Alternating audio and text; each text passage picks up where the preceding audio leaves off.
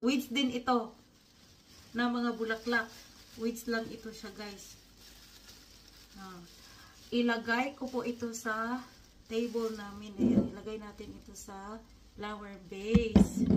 Diba? Libre ng bulaklak galing sa nature. No need to buy.